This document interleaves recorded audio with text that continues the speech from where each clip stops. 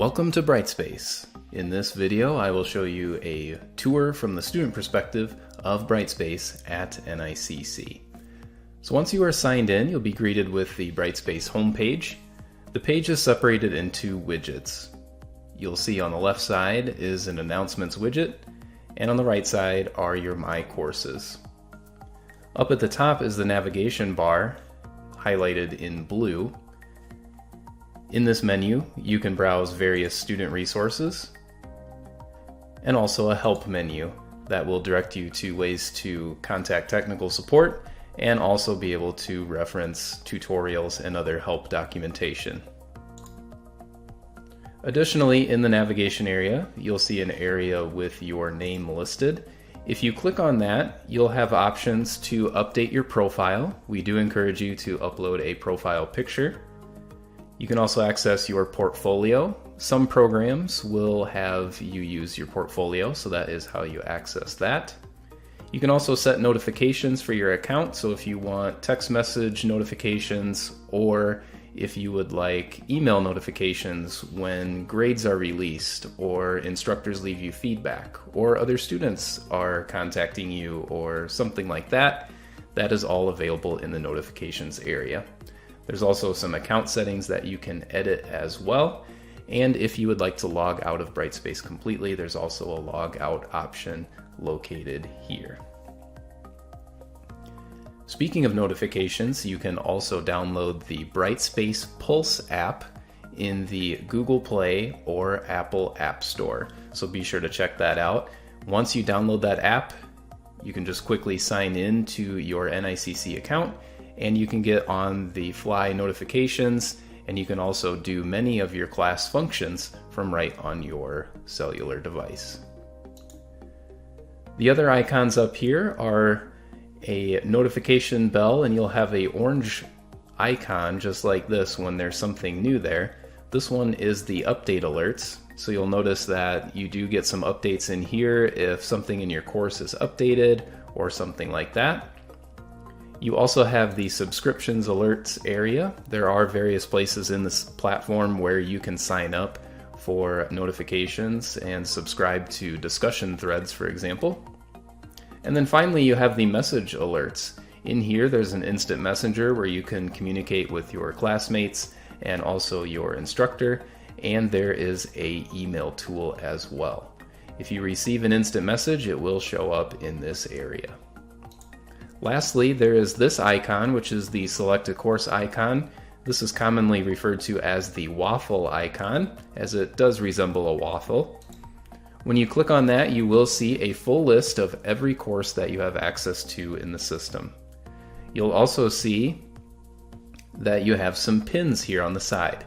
If you would like to pin a course, it will go up to the very top of your list. So just for example, I'm going to unpin every course here. And I will go ahead and pin this Panopto Workshop course. You'll see when I do that, it actually moved it to the top of my list here. And when I refresh the page, it also has pinned it to the top of my course list, which is pretty nice.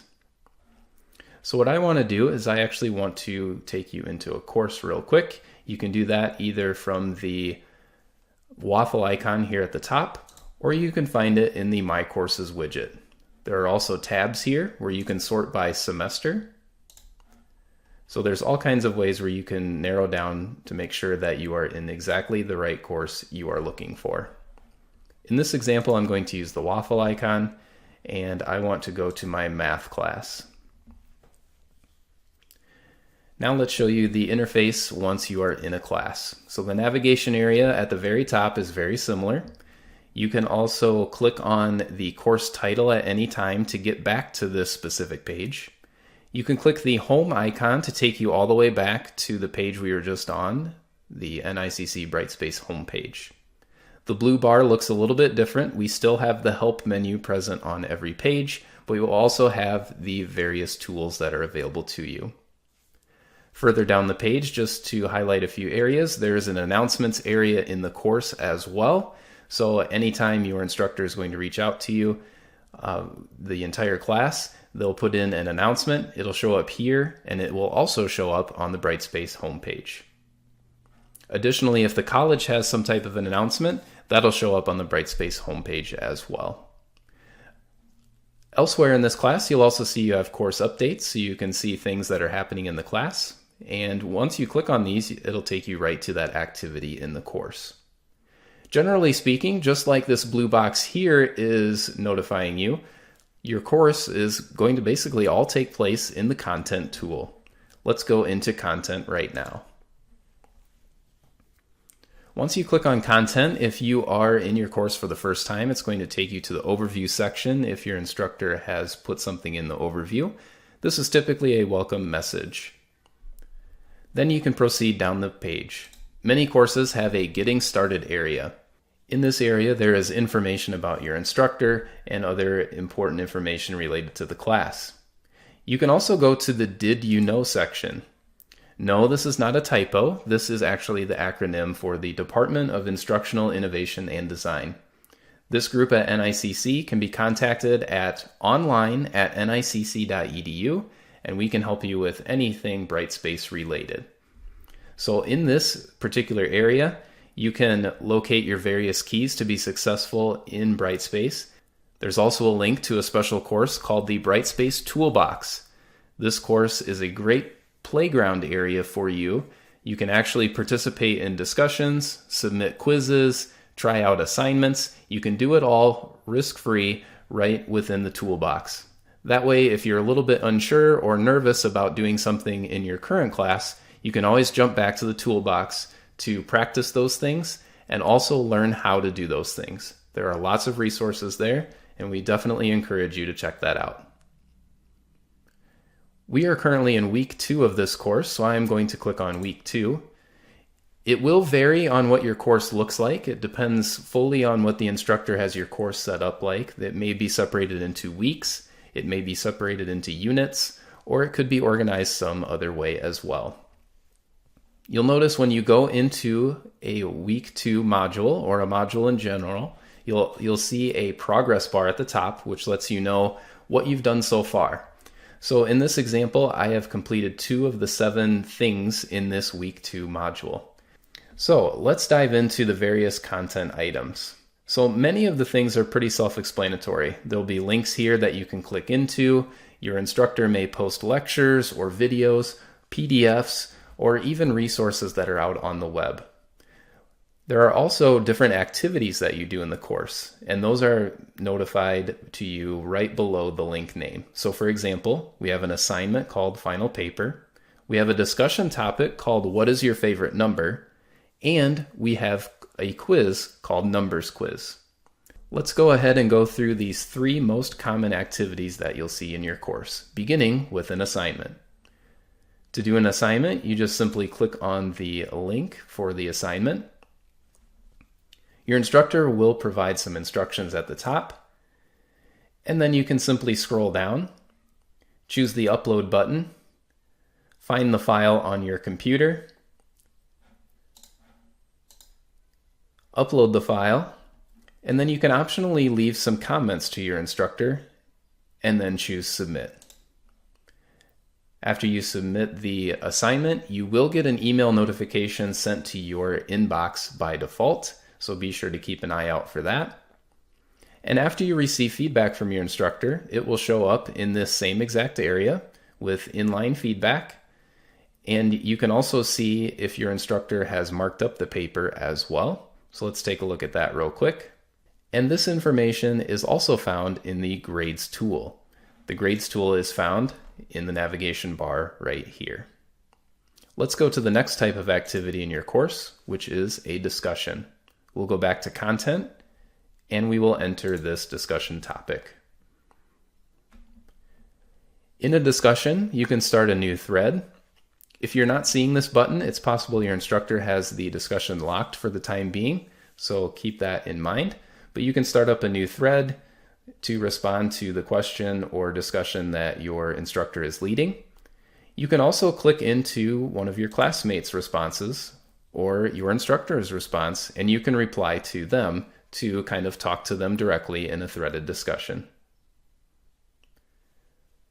Once your instructor reviews your discussion, they will likely grade the discussion, and again, the information related to your grades will be in the Grades tool up here in the navigation bar. This time, instead of clicking on content, I'm going to use the breadcrumb trail and go back to week 2, and we will show you the final type of most common activity in the course, which is a quiz. Once you click on a quiz, it will load up the instructions and related information to that quiz. It'll say things if there's a time limit, how many times you can take the quiz, and things like that. In this particular example, I actually have an attempt in progress. So instead of start quiz, it's asking me to continue. So I'll go ahead and do that. And your quiz will load up on the screen. I will go ahead and choose the answer. And you'll notice that it does automatically save my response. And also I can ask ReadSpeaker to read off the question and the responses. Once I'm done, I'll click on Submit, and I'll submit the quiz.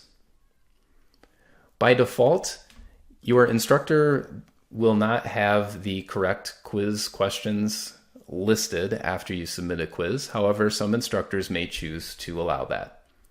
Additionally, some instructors have the quiz grade automatically, and you'll see your grade right away, whereas other times they will manually grade the quiz, and then you'll get a notification once it is graded. Once you're done here, you can go back to the content and review the rest of the content in the class. Now I'd like to highlight just a few other things in the class that could be helpful to you. First is the class list. When you go in here, you're able to see everyone that's in your class, and you can find out who your instructor is. Additionally, you can click on any of these drop-down menus and quickly send your instructor or a classmate an email.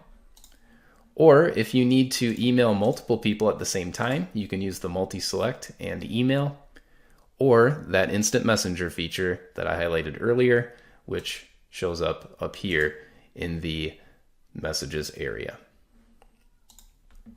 The last thing I'd like to show you is the class progress. This is a great place to go to keep an eye on how you're doing in the class.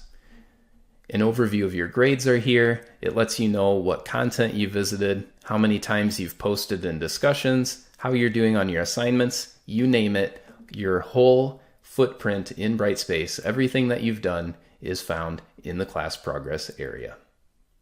You do have some additional tools available to you as well under More Tools. So for example, you may have some lectures to watch in the Panopto area. Your instructor may use a proctoring tool called HonorLock, or your instructor may use Zoom as well. All of these tools are available in the More Tools menu.